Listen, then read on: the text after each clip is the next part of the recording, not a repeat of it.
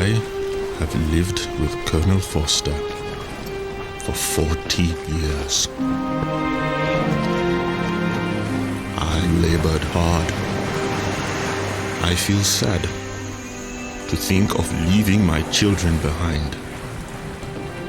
I hope by God's assistance to recover them.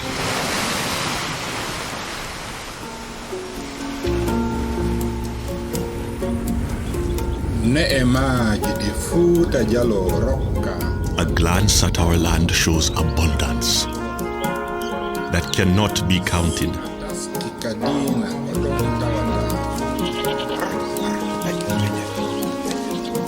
It is graced with eternal valleys and mountains.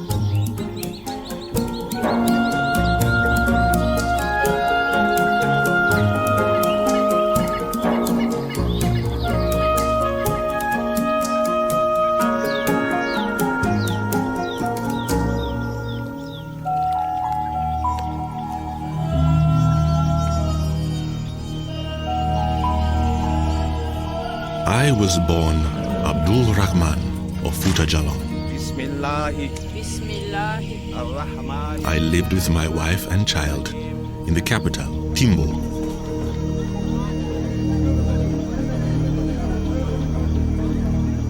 A journey of 2 moons from Timbuktu, where I once studied. My father was Sori, king of Futajalong. At 26, my father gave me command of 2,000 men and sent me to protect our way to the sea. We defeated our enemies, and I hurried back with a few men to report to my father.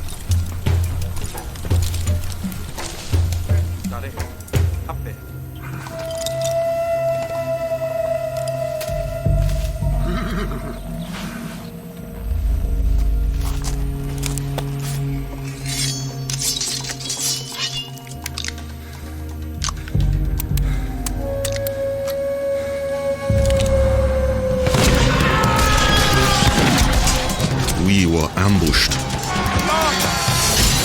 We heard the guns. We saw the smoke.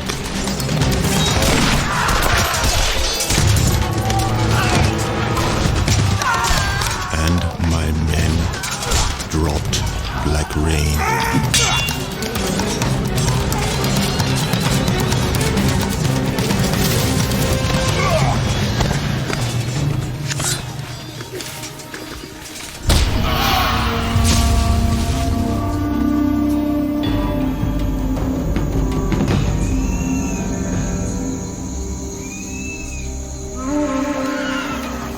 Fearing my father's revenge, they dragged me and my men to the sea. They bound me, pulled off my shoes, made me go barefoot 100 miles, and led my horse before me.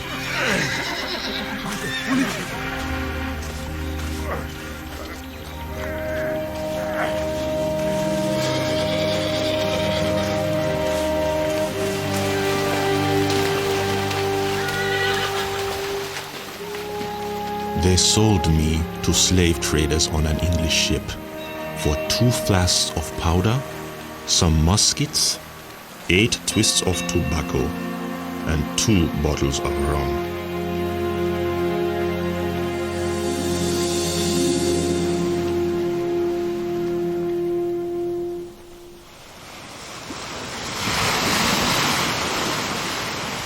Chained and crammed into the hold of a slave ship, Abdurrahman made a harrowing Atlantic crossing, unaware of what lay before him. The sea abounds with sharks of a very large size, which are often seen in almost incredible numbers about the slave ships, devouring with great dispatch the dead bodies of the Negroes as they are thrown overboard. Alexander Falconbridge, ship's surgeon. All hands to the halyards! The Africa was en route to the Americas to feed the New World's hunger for slave labor. This morning buried a woman slave, Number 47. Know not what she died of, for she had not been properly alive since she first came on board. Captain's log, John Newton, slave trader.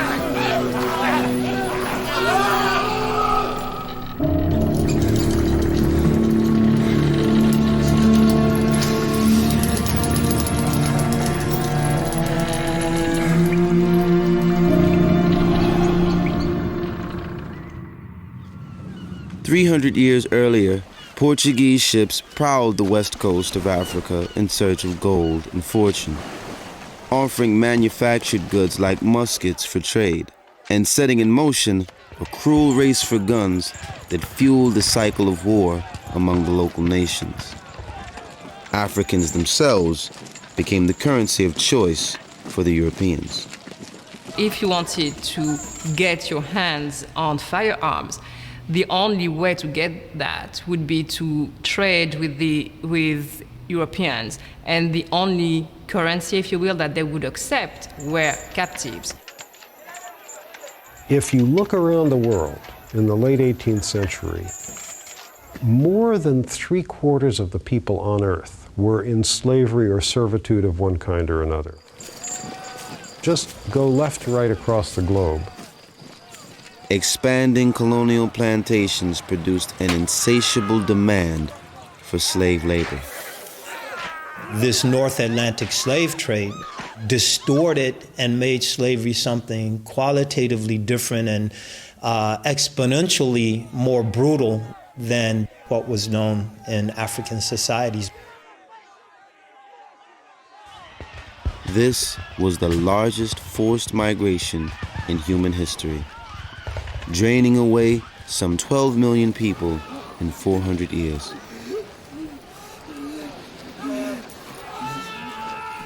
It was a trade that seemed to make the world go round, that was part of the world's economy, but it was nonetheless something absolutely horrible. Stacked like cords of firewood inside the ship's dark hold, Abdurrahman and 170 other slaves crossed 3,000 miles of ocean before he was sold again and carried across the Gulf of Mexico and up the Mississippi River to the Spanish port of Natchez. I could see this was a big port and a big city, but it looked smaller than Timbo. The buildings were not well built, like at home. As a rough and tumble town on the frontier, this being a jumping off place to the west, it also had that kind of frontier character. The people came here, they were going to make their fortune, and this was the frontier. 8 months after his capture, the Prince of Fouta-Djallon stood on the Natchez docks with other goods for sale or trade. You, come on! Get going here! Get going! Come on now, come on! Saturdays were a big business day for the region, and local farmers headed to the docks to purchase the manpower needed to clear the wilderness. They were an unsophisticated bunch. Come look, come look, come look! Step up here, come. Most were illiterate, and they rarely paid in cash. Usually, they'd mortgage their purchases against future tobacco crops. Look at the backs on this one. Give me a bid. Any more bids? Any bids? Any higher? One of the farmers who had come to see what was brought to Natchez was Thomas Foster. Thomas Foster was a hard-nosed businessman, a hard worker physically, religious-minded in his way, and very ambitious. Bid. Give me a bid. Come on, open up. Open up. I kind of think of him as a Calvinist. He was not a flamboyant fellow. He was out here trying to put together a place to live for his family and build his personal wealth. He had a very, I think, a predestinarian kind of view of where he should be. 930 is as high as I can go. Take it or leave it. 930. What you're essentially doing is you are removing the identity of an individual. $930. $930 sold. Two fine Africans. And you are giving him a very different identity, one that you as a slaveholder choose. And this communicates very effectively that the person is now a slave. The person is now chattel. The person is now someone who is owned. Sepan cuantos esta carta vieren, como yo, Thomas Edwin, I, Thomas Edwin, realmente y con efecto, a Thomas hereby Foster, sell to Thomas Foster 2 brute Negroes for the sum of 930 pesos, y quedarán hipotecados hasta el entero. and they will remain mortgaged until they are paid for in full. For a little hard cash and 2 promissory notes, Foster purchased Abdurrahman and Samba, one of his soldiers. Foster had no idea who Abdurrahman was, nor did he care. His only concern was that the long-haired African with no apparent disease or injury would work his land and justify his investment. After the purchase was completed, Abdurrahman headed to the Foster farm.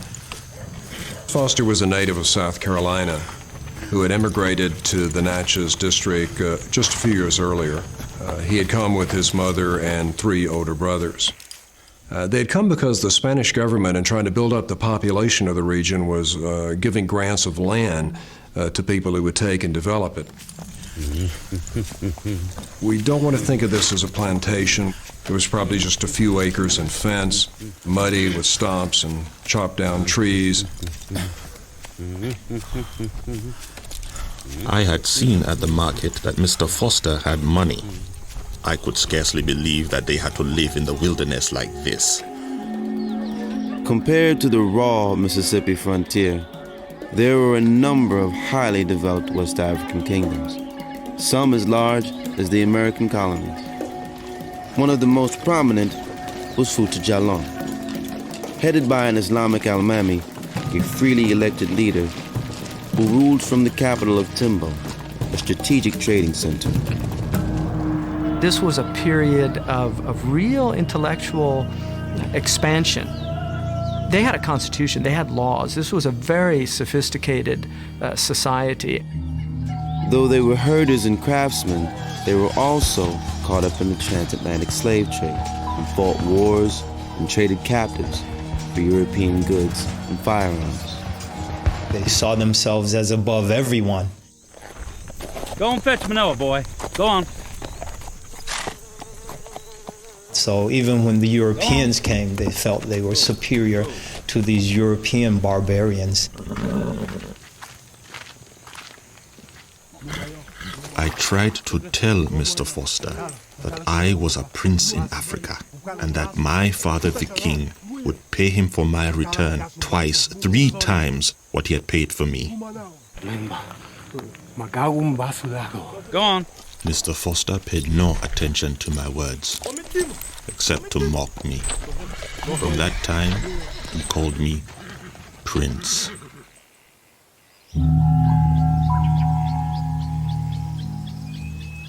Eight months before, I had left Timbo as Prince of Fouta Djallon and commander of its armies.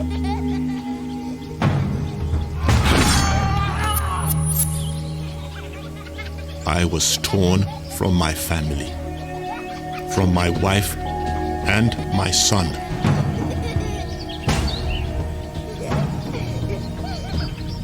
I had traveled a great distance.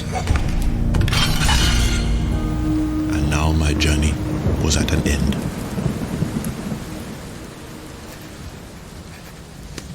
I await the much-needed mare and a 1-year-old chicken.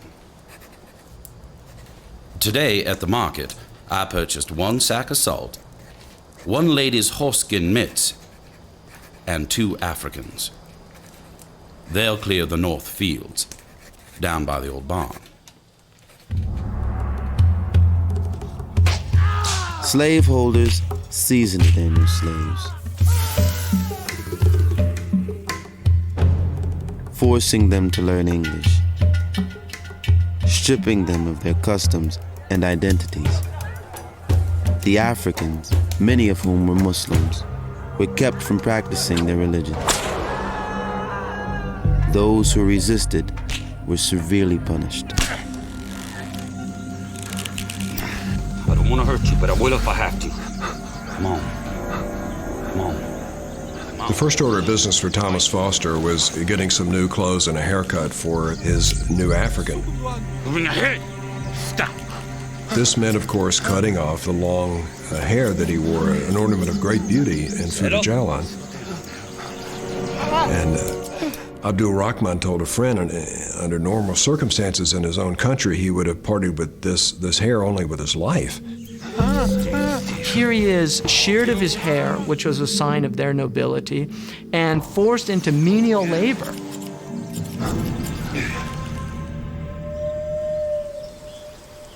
Abdul Rahman refused to clear the fields. Defiance, in turn, brought the whip and deepened his resentment. He saw only one way out, and he took it. Announcements of Abdul Rahman's escape were posted at the fort, at taverns, and all public places. Boatmen were alerted for river crossings, and slave hunters searched the thick woods. But no trace of the tall African was found. Days stretched into weeks.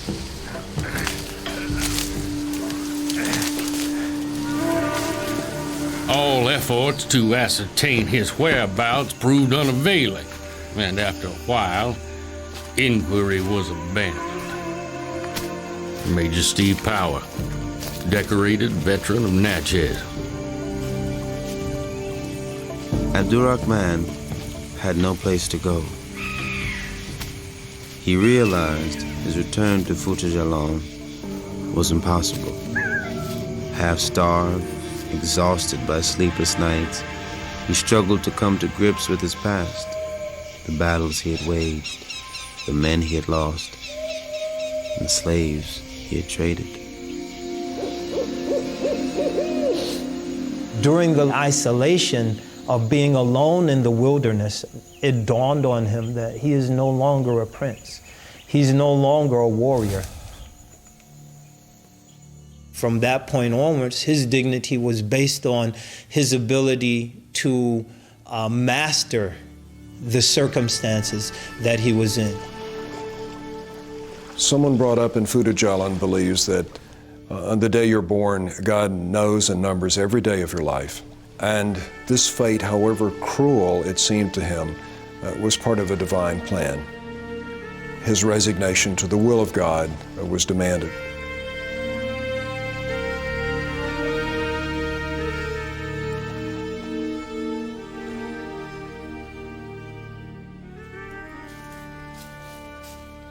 After weeks on the run, Abdul Rahman returned to Foster's farm. Thomas Foster's wife was named Sarah. The story that her granddaughter told was that she was sitting in her home sewing when she looked up and saw Abdul Rahman standing at the door. He lay down on the floor and put her foot on his neck. Now, that was a sign in West African warfare of submission, and it often preceded a spear thrust to the heart. He was showing in his action something that he didn't have the words in English to say, and that was, "Here I am. If you want to kill me, go ahead. I'm back." When captured, most runaway slaves faced harsh and merciless abuse. But the voluntary return of his mortgaged slave came as such a financial relief that Foster imposed no punishment. At this point, he resigns himself to his fate, doing whatever jobs Foster assigned him and beginning his new life in America. Mississippi planters are but a plain, practical body of men. They would rather gaze upon an acre of cotton than upon a magnificent garden. Still, planters are not devoid of taste. It is just to their desire to make it yield interest rather than beauty. Though not well educated, Thomas Foster was a shrewd businessman who capitalized on Abdurrahman's knowledge of cotton, grown in Fouta Jalon. Foster got into the cotton business early. The indigo was attacked by insects. In the case of the tobacco, the price supports were lowered, and Foster was wise in moving into cotton. Abdurrahman's familiarity with the crop enabled Foster to plant on a large scale, producing almost 16,000 pounds of cotton in his first year. The Fosters quickly became one of the leading cotton families in the area. As the farm swelled to a sprawling plantation, Foster purchased more slaves, paying this time with hard cash, and counting on Abdurrahman's natural leadership to get the most from his investment.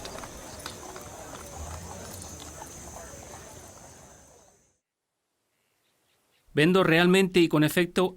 hereby sell to Thomas Foster without further obligation or mortgage 4 slaves, all natives of the United States. Isabella, 25 years of age.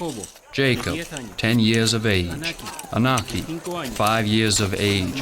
And Glomanique, 2 years of age. Prince, this is Isabella. She doesn't know nothing about cotton. I want you to show her how we work the fields here in Mississippi. Yes, sir.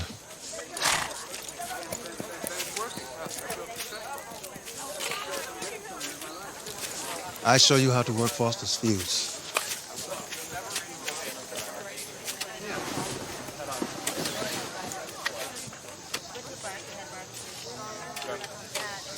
First, you take the stick. Make it hole. You take the seed, cover it up.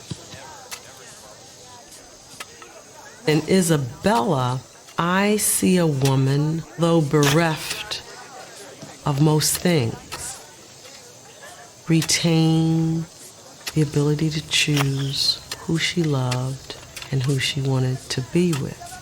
I can't minimize the force of her own personal will and dynamism and the force of their attraction for one another. 7 years had passed since Abdurrahman last saw his wife and child. He had given up hope of ever seeing them again.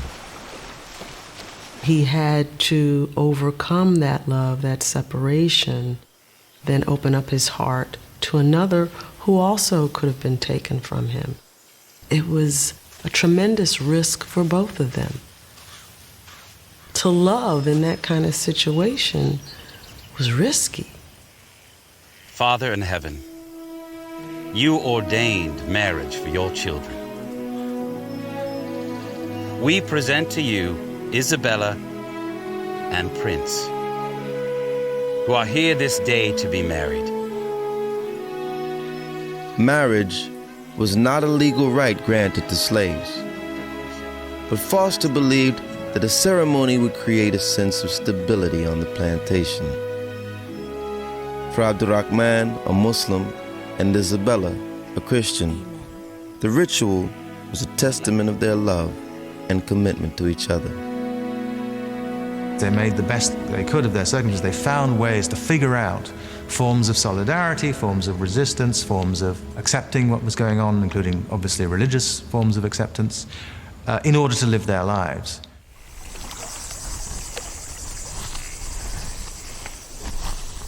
If you have faith, you will think that all of this happened for a reason that you don't know. But ultimately, things will get better.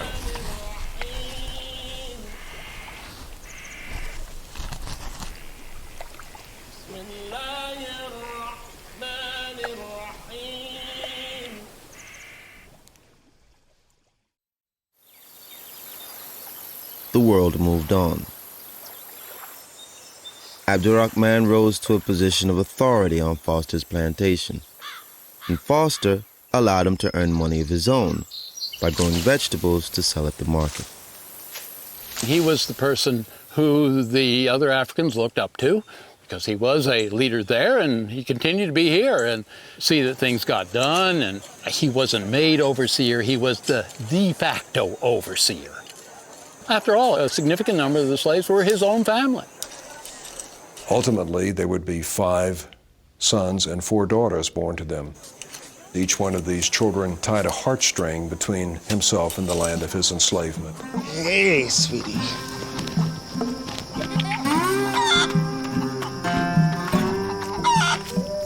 I just know you're gonna sell all these today.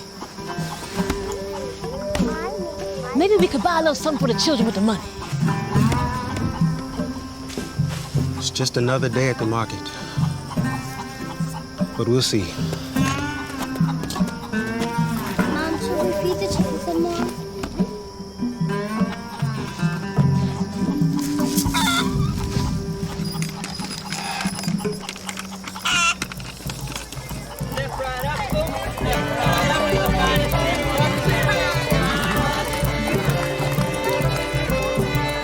The crossroads near Natchez-town was an open marketplace where it was acceptable for slaves and slaveholders to trade with each other. Fresh coffee, good Sunday dinner.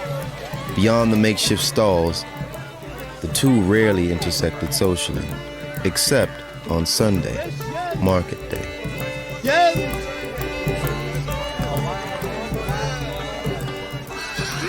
On one particular Sunday in 1807, an extraordinary event would shift the course of Abdurrahman's life once again. Fresh yet? Go to that man. See if he has one eye. If he does, I know him.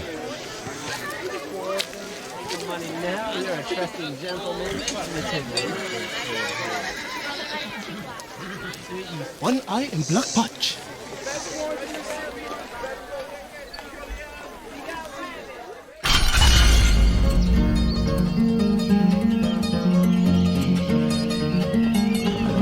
His name was John Cox. He served as a ship surgeon on an English vessel. He had gone ashore, and when he could not be found, his ship sailed without him. He fell ill and stayed for 6 months with the greatest hospitality. He was the first white man to reach Timbo.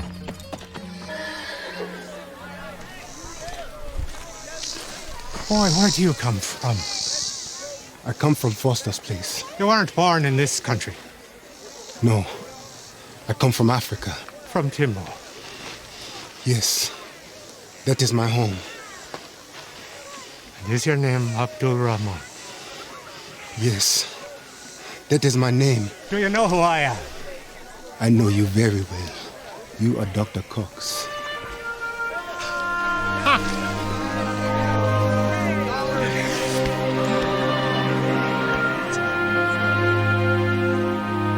Dash down your potatoes and come to my house.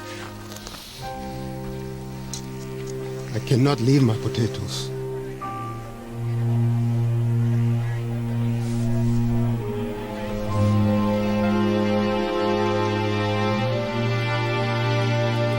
I had not seen Dr. Cox since I was a young man in Timbo.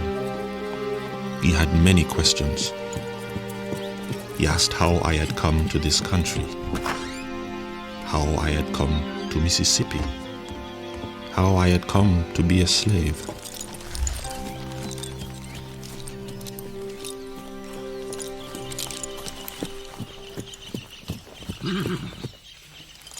Dr. Cox was a freethinker, a respectable physician who was described by prominent residents of Natchez as a man of some eccentricity.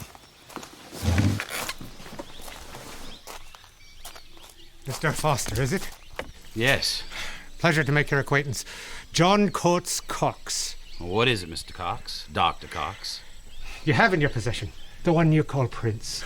Many years ago, on the west coast of Africa, I was saved by an African prince, Abdul Rahman. Wait, sir. You're saying my prince actually is an African prince? That's exactly right, sir.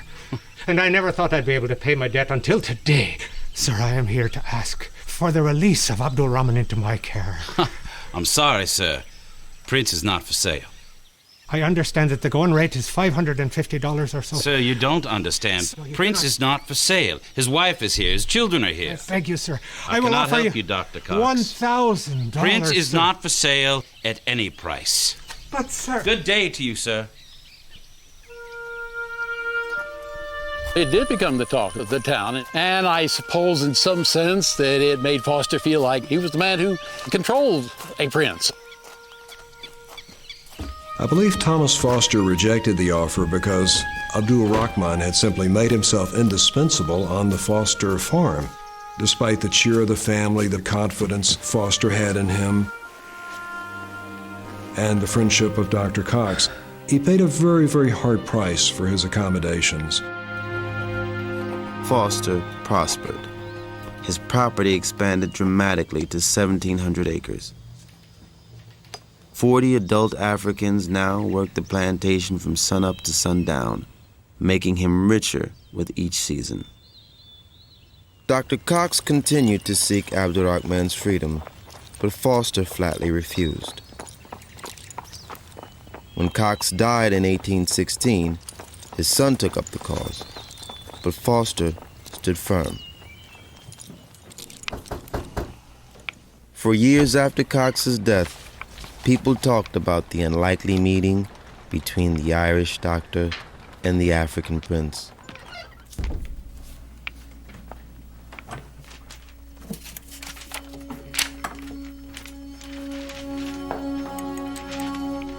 This notoriety opened doors to Abdul Rahman that were closed to most black men.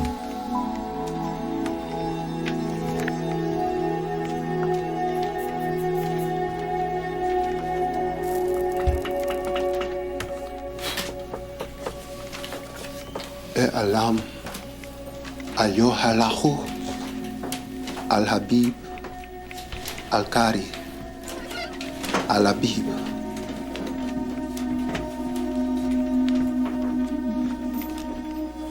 Show me what you just read. Alam Ayohalahu Al Habib. And where did you learn to read Arabic? I learned as a boy in Timbo and Timbuktu. At home, we spent much of our time devoted to studying the rites of prayer and to the Quran. We learned geography, astronomy, calculations, and the languages of the nations we traded with.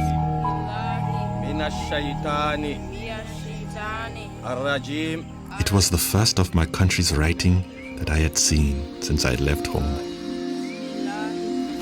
I know many languages.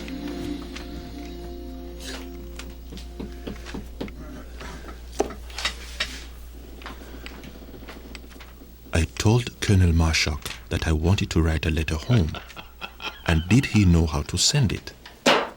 Andrew Marshak had recently arrived from New York State. He brought Natchez its first printing press and became its first newspaper publisher. Marshak had a nose for a good story and began printing articles that sometimes embellished and stretched the facts to call national attention to Abdul Rahman's plight. He was a colorful personality, perhaps not an intellectual, but he was a friendly, open, genuine person, and usually spoke first and thought later.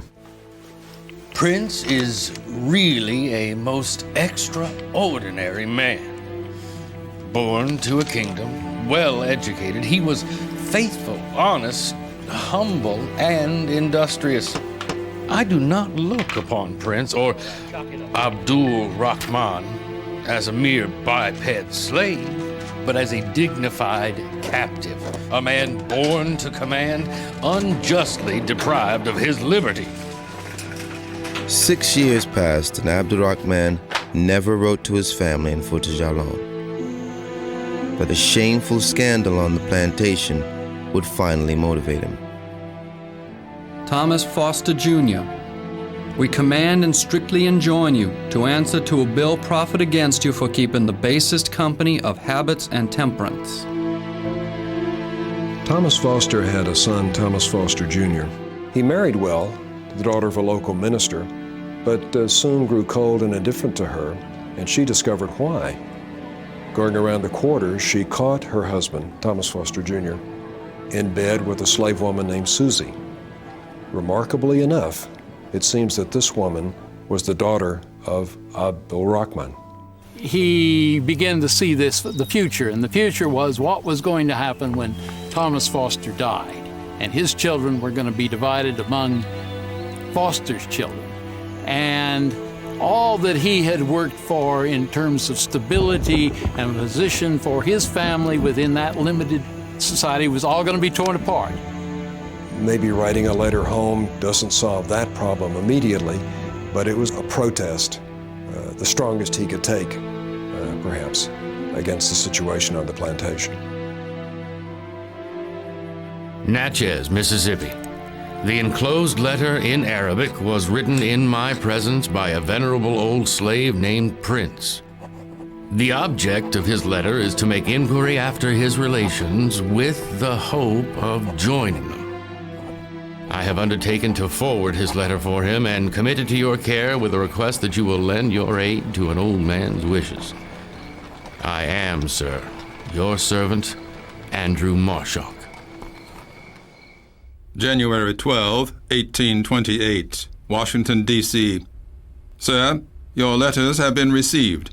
The President is obliged by your attention to the subject of the Moorish slave now in the possession of Mr. Foster, the object of the President being to restore Prince, the slave, to his family and country, for the purpose of making favorable impressions in behalf of the United States.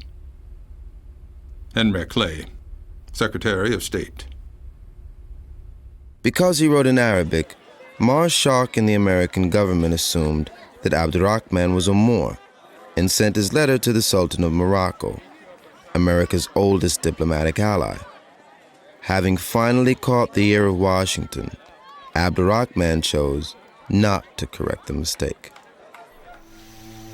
By 1827, Abdurrahman was in his 60s and of little economic value to Foster. After years of rejecting Cox's offers to purchase his freedom, Foster told Marshock that he would release the prince without payment, on one condition. Be it known that I, Thomas Foster, have this day delivered unto Andrew Marshock the custody of said slave prince, for the sole and only purpose of his being transported to his native country by the government of the United States. Prince is not to enjoy the privileges of a free man within the United States of America. Thomas Foster. Immediately, a complication arose. If Abdul Rahman was going to be free, what about Isabella? He really couldn't imagine leaving her behind. Abdurrahman began a campaign to raise funds to free Isabella from slavery. In 2 days, he collected $200 for his wife's purchase, anticipating that it would be as easy to free his children as well. Henry Clay directed Marshock to send Abdurrahman to Washington, and from there, he would go to Morocco. Just before he left Natchez, Marshak presented him with the costume of a Moorish prince. He hoped to use the strange gift to his advantage. Once again, Abdurrahman faced the agony of parting from those he loved most.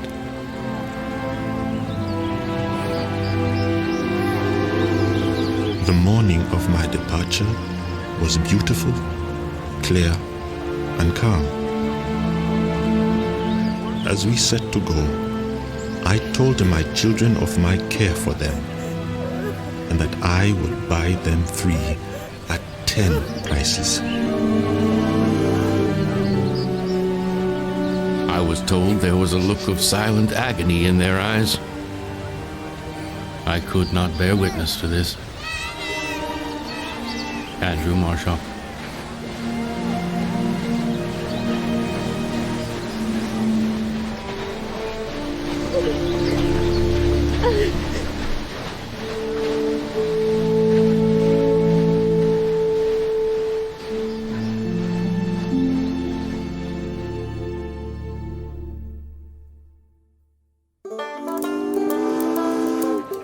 Abdurrahman, a free man for the first time in 40 years, headed up the Mississippi River with Isabella by his side.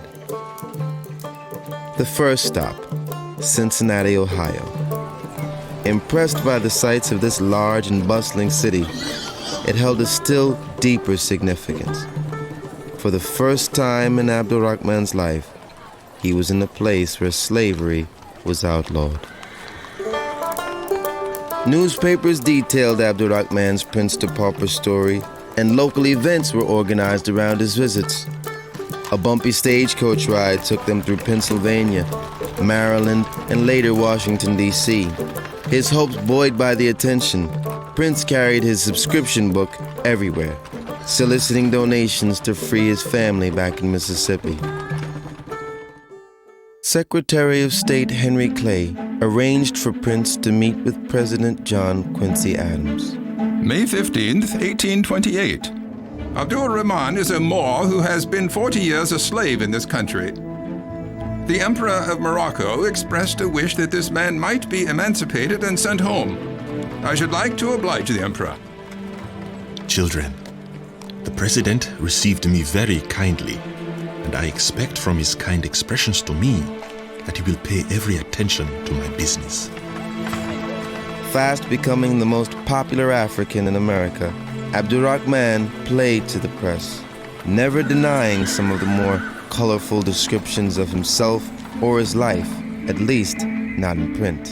The African prince, Abdul-Rahman, at the insistence of several of the clergy, has spent a few days in this city to receive contributions. He has a striking face and a clear, intelligent eye. Irish prince. He expresses the deepest sympathy for his children who are still in slavery. Their emancipation would be paramount to every other consideration. Episcopal Watchman, July 4. His visit is to avail himself to the benevolence of this community. The appeal, we are confident, will not be in vain. Abdul-Rahman had an agenda. It's informed by a careful reading of the circumstances in which he finds himself. Exceptionality in the United States is, to his advantage. On his return visit to the White House, Abdurrahman appealed to President Adams to contribute to the fund to free his children. Meetings with other politicians in the young capital had netted the prince several $100s. When Abdurrahman made it clear that his true homeland was not in Morocco, President Adams was less charitable. May 22nd, 1828. The distraction of business and of visitors gave me a headache. Abdul-Rahman, the emancipated Moor, brought me a subscription book to raise a fund for purchasing the freedom of his 5 sons and his 8 grandchildren, to which I declined subscribing. John Quincy Adams, President. Adams' lack of interest in helping to fund his children's freedom dealt a harsh blow to Abdurrahman. But there was one last group he could turn to. The American Colonization Society was a powerful organization aimed at exporting Christianity and settling America's free blacks in Africa. Thomas Gallaudet headed up the Society's Connecticut office. Abdurrahman hoped Gallaudet would enlist its wealthy members to buy his family's freedom. Believing Abdurrahman to be a Christian, Gallaudet saw in him an opportunity to use the prince's notoriety to spread Christianity to Africa. Gallaudet went as far as to give Abdurrahman a Bible written in Arabic and asked him to write the Lord's Prayer. Many years later, it was discovered that what Abdurrahman had written was actually the Fatiha, the opening chapter of the Quran. This was a man who has a lot of faith, and he's committed to his principles, but he knows how to get what he wants from the system. He has to tell a story that makes sense to the people he's talking to.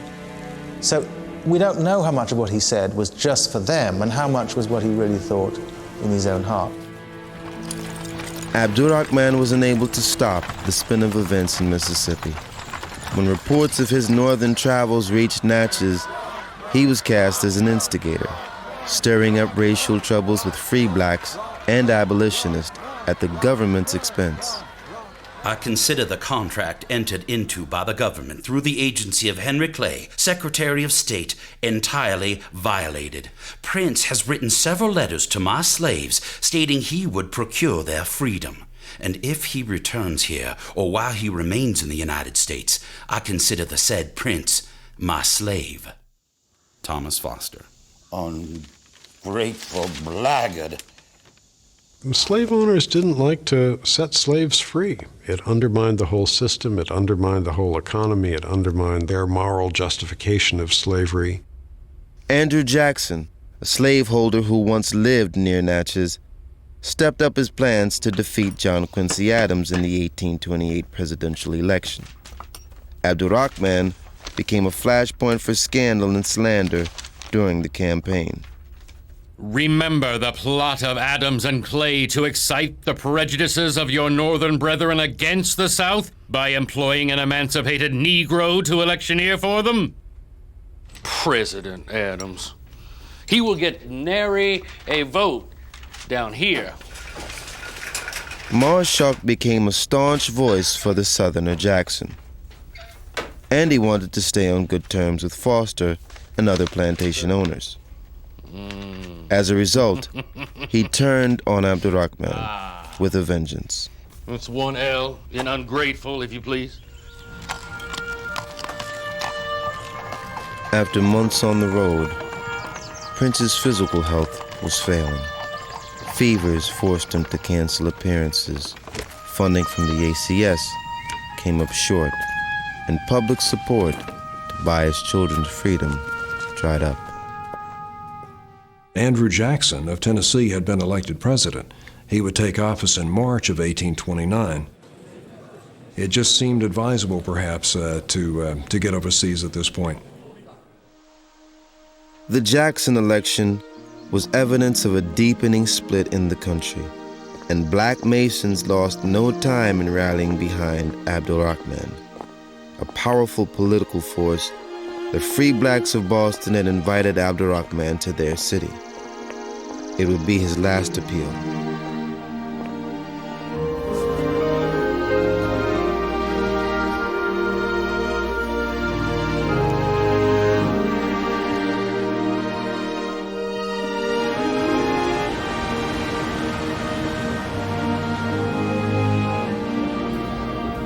David Walker, one of the country's most respected and feared anti-slavery advocates, warmly welcomed the prince to the African Masonic Lodge.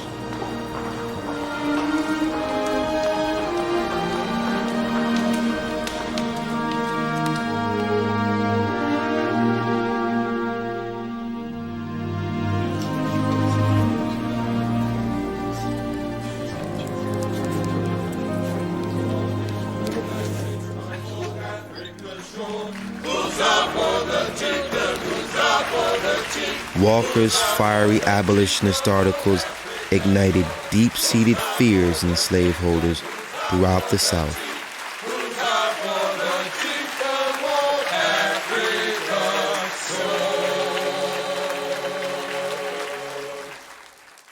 Our worthy guest, Abdul Rahman, was by African natural enemies torn from country, religion, and friends. May God enable him to obtain so much of the reward of his labors as may purchase the freedom of his offspring.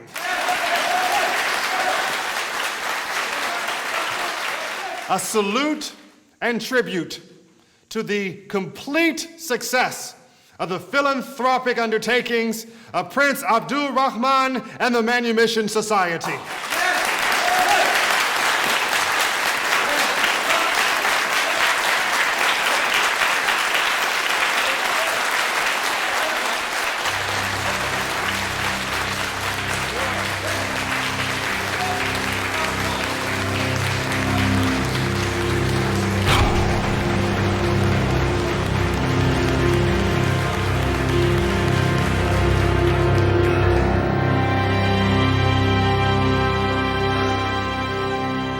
Brethren,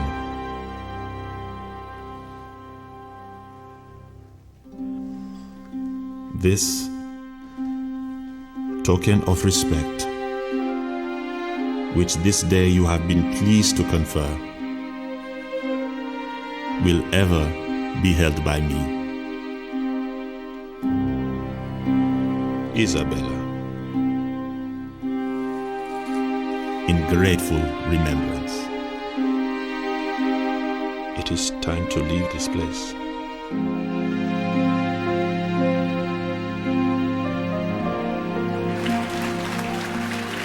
After 10 grueling months, Abdul Rahman and his wife, Isabella, had raised only half the funds needed to free their children. With heavy hearts, they made arrangements to leave the country for good.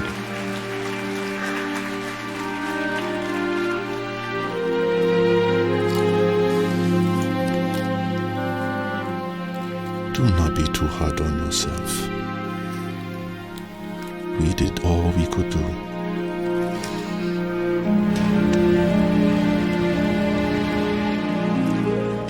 Abdul Rahman crossed the Atlantic Ocean yet again, this time on a passenger ship named the Harriet. Traveling in their best cabin, compliments of the United States government and the American Colonization Society. On March 18, 1829, after 40 years and a lifetime away, Abdul Rahman returned to Africa. Stepping ashore in Monrovia, Liberia, he laid down his prayer mat and openly bowed in prayer. As he planned his journey home to Timbo, his thoughts turned, as always, to his children. Please inform all my friends that I am in the land of my forefathers, and that I expect my friends in America to use their influence to get my children for me, and inform them of my arrival in the colony. Abdul Rahman. Abdul Rahman lived for 4 months before he contracted a fever and died at the age of 67. He would never see his beloved Fouta Jalan or his children again.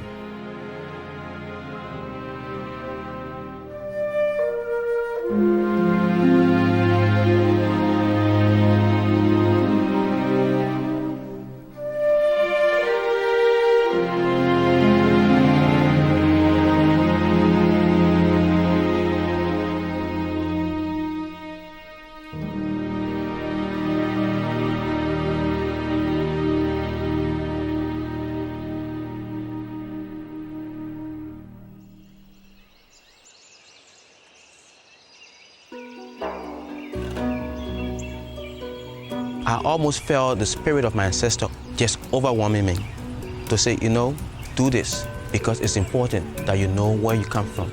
I came to Natchez with a very old car that broke down from Chicago all the way, but I was determined to be here. I told myself, if Abdul Rahman could survive on a slave ship to bring him to the U.S., why more about me with an old car? I will come.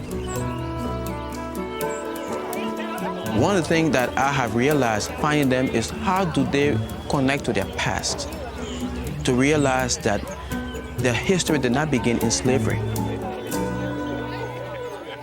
but in freedom. My grandmother was Susan Collins Foster. Ruth Foster Harris was my grandmother. My great-grandmother was Susan Collins. I'm the granddaughter of Ruth Foster grandson Harris. of Clark Elder and Prince Collins. My mother named me Prince, and I named my son after me to the third. I am the son of Clark Elder Collins. My father's name is Prince Collins I'm the son Jr. of Prince and Nazarene Collins. My father's name Willie Foster. His father's name Scott Foster, and his daddy was named Albert Foster. My father is John Foster, and I'm the granddaughter of Clark Elder Collins. I'm the granddaughter of Prince and Clark Elder I am the son of Clark Elder and Prince Collins. I am the grandson of Stuart and Susan Foster. I'm the granddaughter of Clark Elder Collins. I'm the daughter of Prince Collins III. My great-grandfather, Prince Collins. My grandmother, daughter of no other than Simon Rahman, who lived in Liberia. I'm the granddaughter of Clark Elder Collins and Prince I'm the daughter Collins. of Anita Collins. My grandmother's name was Lizzie Foster Johnson. And my grandmother's name is Rosetta Harris. I'm the daughter of Clark Elder and late Prince Collins. And my mother's name is Emma Harris, and my grandmother's name is Rosetta Harris. I'm the daughter of Clark Elder Collins and the late Prince Collins. Great-grandson of Daniel Collins and Amelia Collins. I'm the daughter of Benny and Mary Collins and the granddaughter of Clark Elder and the late Prince Collins.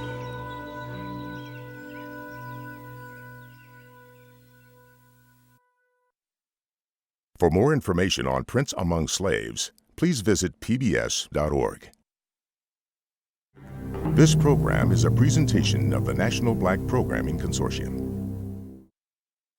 Funding for this program has been provided by the National Endowment for the Humanities, because democracy demands wisdom, and by the following: Sohail and Mona Massoud, the El Hibri Charitable Foundation, Safi and Anita Qureshi, Hisham Al-Rai, Atif Abdul Malik, Sajid and Simi Sayed, Shakil Ahmed and Faria Abedin, Maqsood and Rafiq Chowdhury, Akif Ahmed, Badsha and Aisha Wazir,